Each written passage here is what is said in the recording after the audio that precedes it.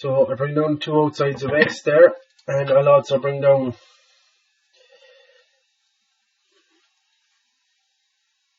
the two 12s in the middle as well.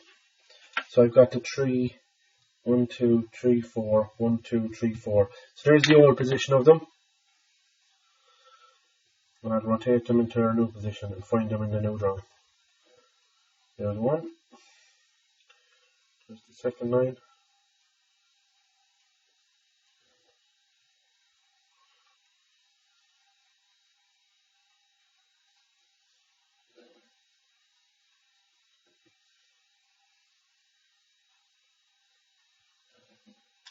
Okay, so that's where the 3 points are in the new drawing. So 1, 2, 3, 4. Here they are here. 1, 2, 3, 4. So I bring them over and up. Over onto the line. Over onto the line. To the line. Onto the line. Come up 45 degrees.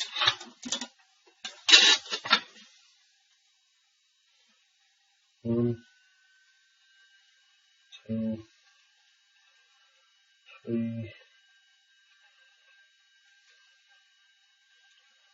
4. So now I have the 4 lines that make up that the vertical lines in that S shape. So up, bring them up, up. So there's the 4 lines. So remember we're talking about the rectangle it goes into. So let's start with that. Further. So I have the outside 2 lines of the rectangle. I have the height lines from over here, so I can move straight across. So now look, I have the rectangle that S is going into in there. So there it is there. And I can take across the rest of the height lines I have here and give myself that kind of squeezed up grid that I had over there. I should end up with it over here. So there's my kind of, the 12s stay the same, but they're after squeezing up because they're turning around 45 degrees. So there's my 3, 5, there's my 15 squares that were here. They're now over here, but squeezed up. And I just follow the same. So it's going to be that S shape again. So it's going to be 3 going across here. 3 going up. 3. There's that 1. One for that. This one goes across 2. Let's go across the end. There, that's going all the way to the top. That.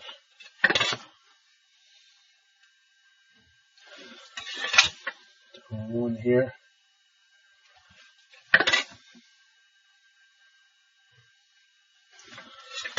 Over in 1, and down 1.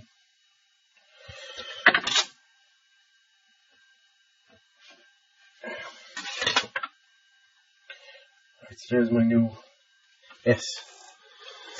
So that's the kind of S squeezed up. So using them vertical lines that are making up that S. Okay, next thing we'll do is we'll get this the hexagon and square shape in there. So I bring that from across, like that.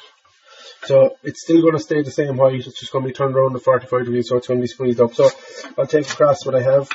I know that I'll start with the square. So there's the right hand side of the square, there's the left hand side of the square.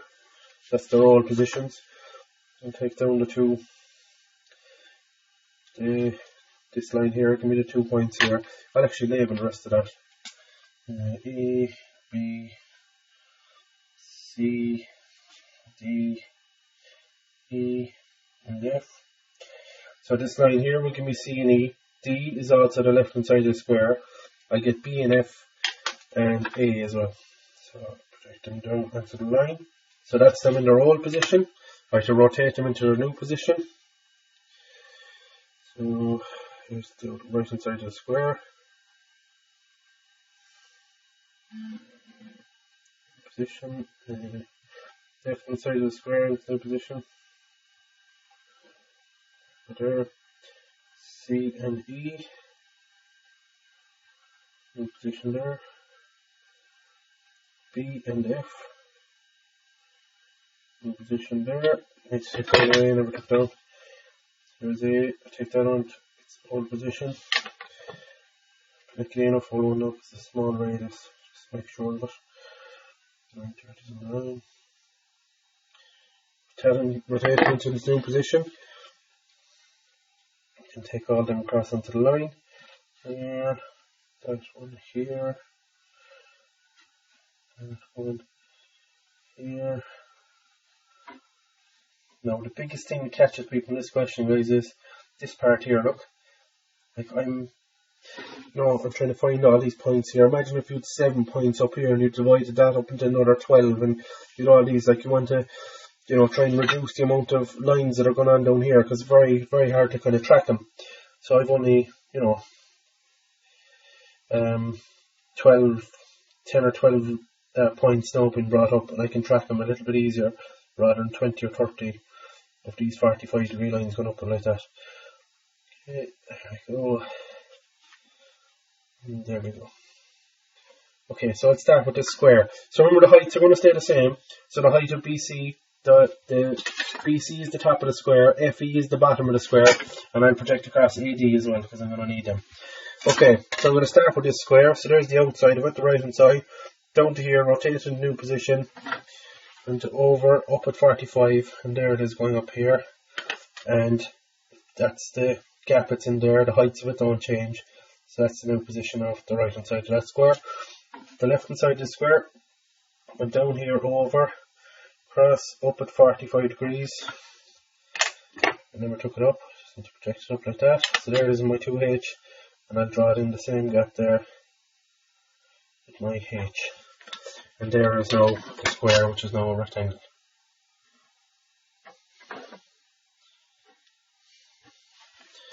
Okay, then I'm going to start these two lines here on the hexagon. So there's CE, brought over, up to here. I'll project it up. So that's going to be the line that CE is on. So C is on the top, E is down here, and then D is against across here, and it's on the left hand side of the square. So I can draw it in there. CE. Very good. Then E goes over to F, so this line that BF is on, so I brought it down, over, drifted over,